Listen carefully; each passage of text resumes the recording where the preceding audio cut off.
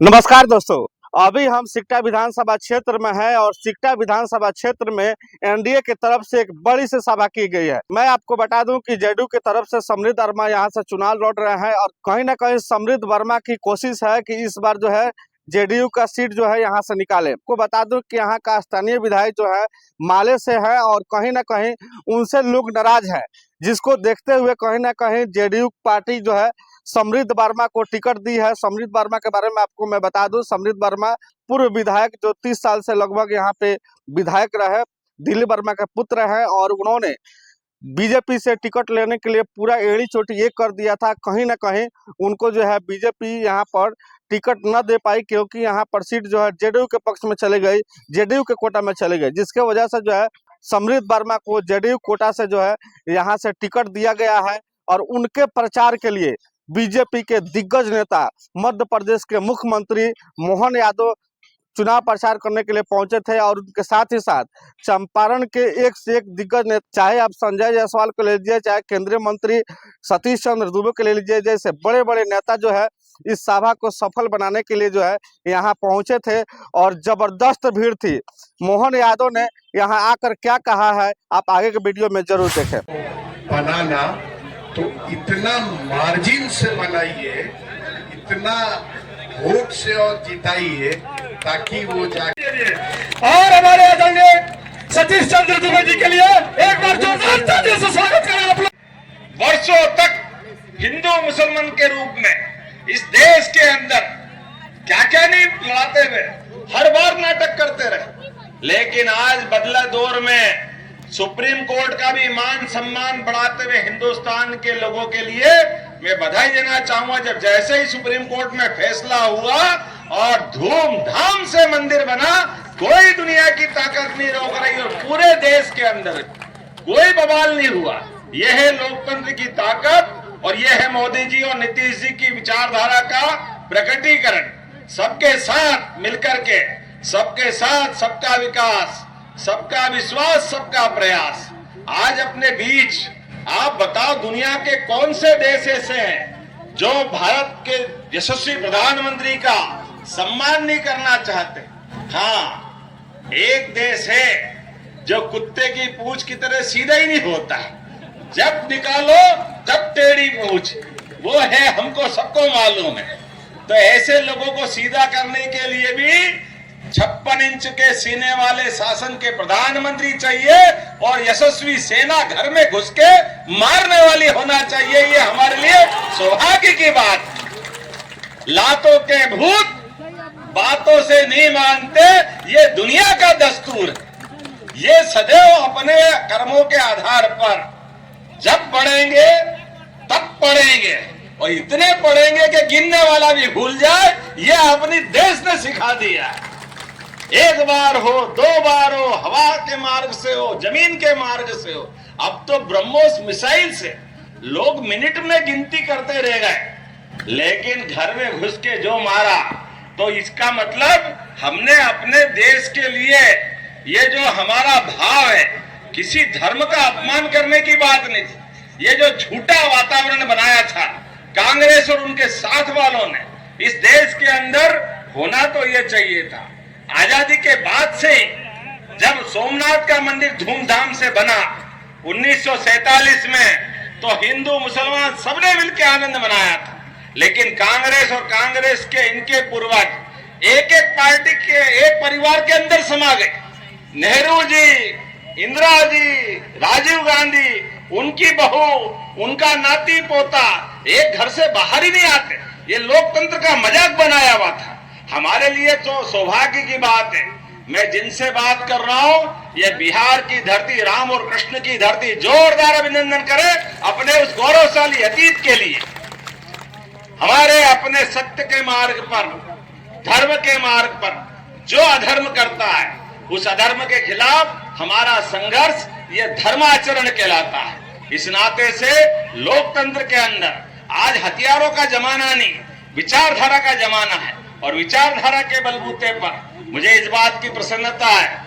आज इस बात को सबको समझना पड़ेगा कि पाकिस्तान अगर आतंकवादी भेजता है और पाकिस्तान के आतंकवादी भेजने पर आज वो पहलगांव की घटना करता है। और पहलगांव की घटना आप सब याद रखो, बहन जो 7 दिन हुए शादी के बाद कश्मीर जाती, कश्मीर इस देश का हिस्सा है, लेकिन दुर्भाग्य से कांग्रेस ने 47 में 370 लगाकर 40,000 लोगों की हत्याएं अगर हुई है तो कांग्रेस के सिर माथे पे वो पाप। और यशस्वी प्रधानमंत्री ने 370 हटा के उनको सबको श्रद्धांजलि दी और देश की एकता मजबूत करने का काम किया।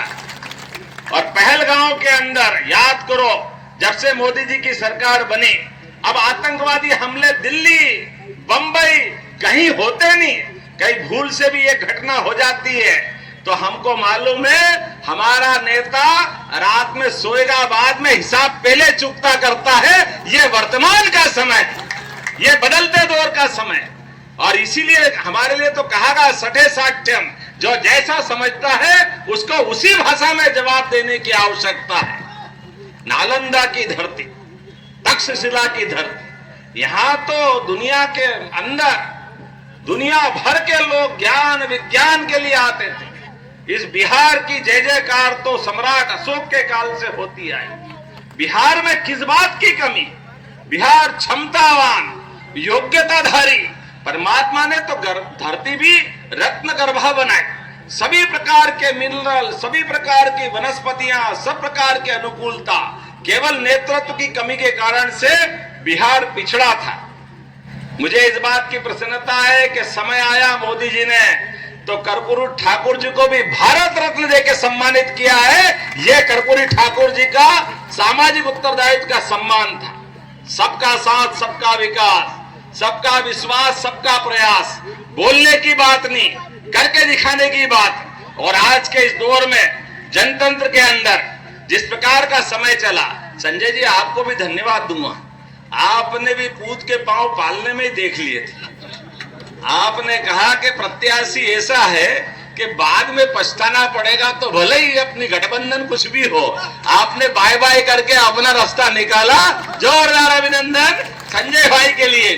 नेतृत्व में चिराग पासवान जी, जीतन राम मांझी, सभी मित्रों के साथ एनडीए के सारे प्रत्याशी जिस प्रकार से लगातार मैं फॉर्म भरने के दरमियान भी आपके बीच आया था और ये बात कहने के लिए भी आया था कि आज लोकतंत्र में इस बात का समर्थन करने की आवश्यकता है कि आज कोई भी व्यक्ति किसी के घर से भी विधायक बन सकता है, सांसद बन सकता है, मंत्री बन सकता है। बनना चाहिए कि नहीं बनना चाहिए? जोरदार ताली बजा के बताओ, ये होना चाहिए कि नहीं होना चाहिए? लेकिन एक तरफ ये जनतंत्र की रक्षा करने वाले लोग जिन्होंने अपने इस अभियान के लिए लंबी शहादत दी आजादी के पहले, चंद्रशेखर आजाद, भगत सिंह, तमाम क्रांतिकारियों ने कि देश आजाद होगा, वो जनता के वोट से, जनता के द्वारा चुना हुआ प्रतिनिधि सरकार में आएगा, गरीब घर का आदमी सरकार में आएगा। लेकिन आजादी के बाद कुछ लोगों ने अपना कब्जा बना लिया। एक ही परिवार के अंदर से सारे पद, चुनाव भी लड़ेंगे उसी परिवार के, कोई मंत्री बनेगा, सांसद बनेगा, विधायक बनेगा, दूसरा कोई समाज का भी नहीं चाहिए, एक ही जगह से चाहिए। ये तो अन्याय है ना। आजादी के बाद सबको मौका मिलना चाहिए। मिलना चाहिए कि नहीं मिलना चाहिए?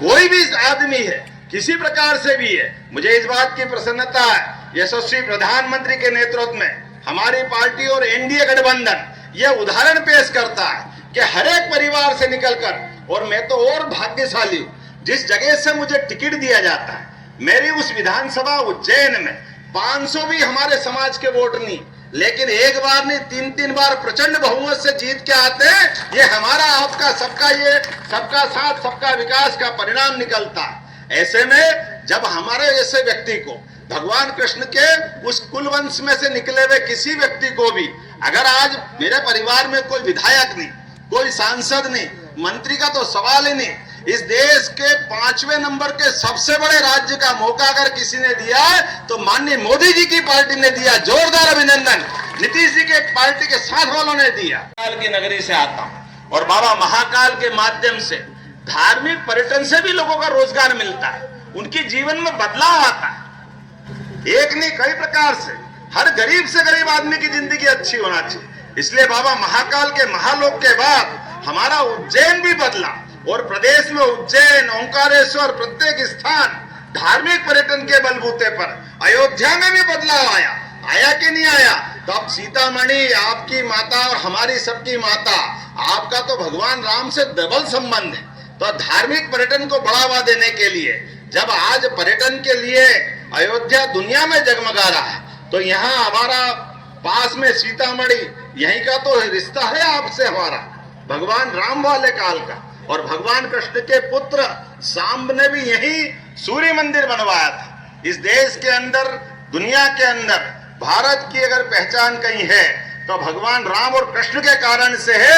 जोरदार अभिनंदन करें इस नाते से। दे रहा है कि हर हालत में तीर निशाने पे लगने वाला है, कोई रोकने वाला नहीं। अब यहां से निकला तीर, तरकस पे चढ़ा हुआ तीर निश्चित रूप से जीत के निशाने पे लगेगा और लगना भी चाहिए। ये भगवान राम के उस काल के गौरवशाली पृष्ठ को जोर से निकलने वाला, जोरदार अभिनंदन करो। भगवान राम के जीवन की भी कितनी कठिनाइयां थी।